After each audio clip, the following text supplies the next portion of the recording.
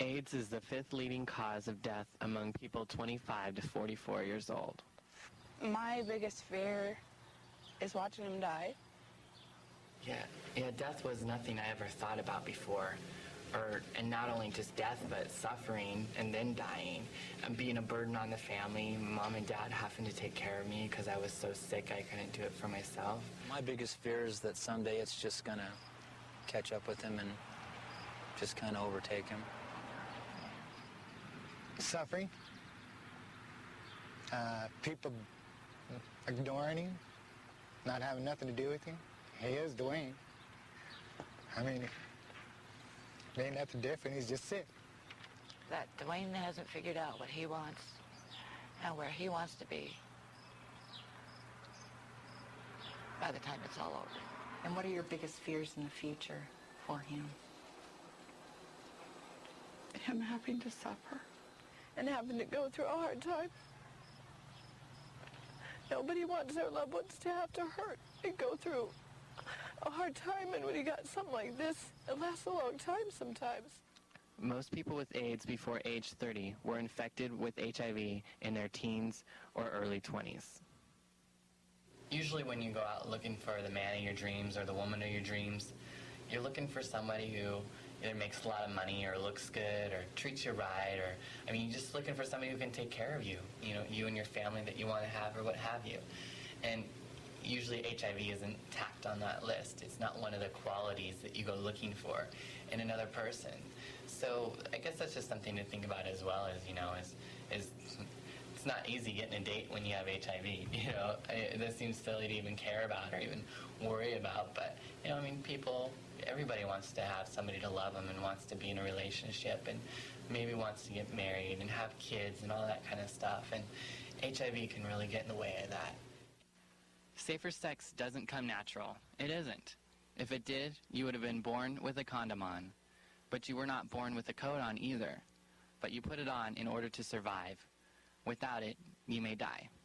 What ideas would you have for preventing HIV? Just safety and knowledge. I think people need to know that how they can get it and how it can be spread and received. And well, for one thing, make sure you have safe sex, always. Take precautions.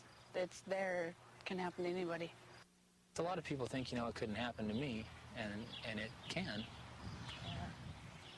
I mean, it's out there. You never know where it's going to be, who it's going to be, or how it's going to come.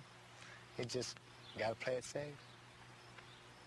Well, knowledge would be wonderful if more people had more knowledge. It would just make things a lot easier, I think, for a lot of people. And knowing that it's not just pregnancy they have to worry about, not just a case of an infection that's going to take an antibiotic, that it can kill you. I think at least if Duane had more knowledge, he could have made the choice more wisely.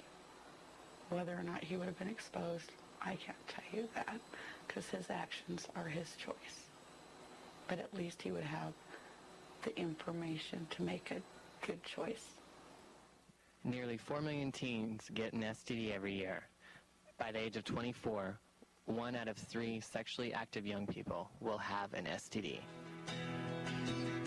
We are all the same, all capable of the same glories, all filled with the same power, the same life. We are truly the only power strong enough to beat us. I am my worst enemy. It sounds cliche, but I believe it is so true. We must be able to not allow our potential, knowing our potential, to tear us down. We can destroy ourselves with our self-doubt, self-unworthiness, and self-disappointments. We are stronger and wiser. We are better. What do you see in Duane's future? Anything and everything he wants. Does he have a future? I mean, again, I don't know. I hope it's lots of good and happiness, and I hope he fulfills what his goals are. I mean, again, it could go either way. I think whatever he chooses for his future, he will do his best to reach it, and I see him reaching any goal he puts forward and just achieving anything he wants. We don't know how long we're going to have with Duane. Duane could be here today and gone tomorrow. I mean, with this, there's so experimental. You don't know how it's going to go. We just hope that we have a lot of more time to spend with him. All I can do is go day by day and take it as it comes. Just people out there, play it safe.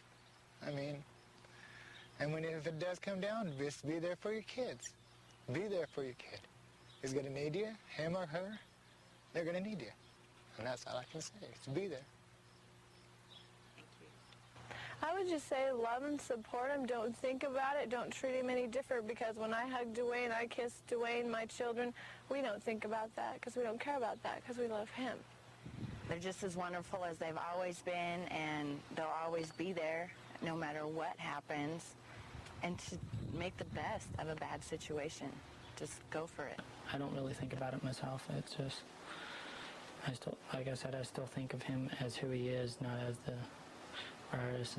You remember how much you love him? And the rest pretty well falls in place on its own. If I didn't have my family and friends, I do not know where I'd be right now. If my parents would have disowned me or threw me out, or even my friends, or anything, I don't know where I'd be. I'm so thankful that I have a family and I have the support. Without them, I couldn't beat this. I couldn't survive this. I couldn't deal with this. It would just be too much. What is your biggest fear for Duane? That he'd let this break his spirit. Do you think it will? No, What about Duane makes you smile? everything. He's just that kind of person. He makes everybody around him smile. My boy, he is Duane. Everything. Personality, the way he acts, the way he's always cheerful, no matter what's going on, he's always cheerful. Oh, everything. Everything about Duane makes you smile. His personality. Just his attitude. Just Duane makes me smile. He's always happy. I am a real person with real hopes, real aspirations, real successes, real failures, real disappointments, and real issues. Issues that can be a real part of all of our lives in one way or another. You can choose not to put yourself in the same situations, but maybe if you have to be, that you can come out with a happy glow for yourself and your life.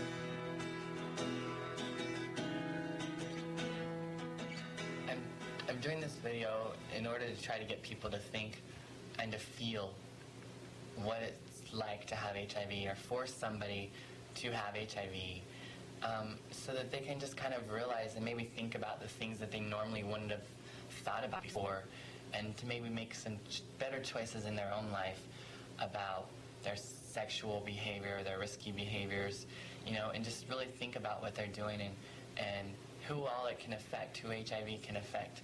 And also that if a friend or a mother or a father or a brother tells you that they're infected with HIV, that you can kind of relate and understand, or kind of at least have an idea of what they're going through, so that you can maybe handle it in a better way, or just with maybe just some compassion and understanding of what it is like to live with HIV or know somebody who's living with HIV.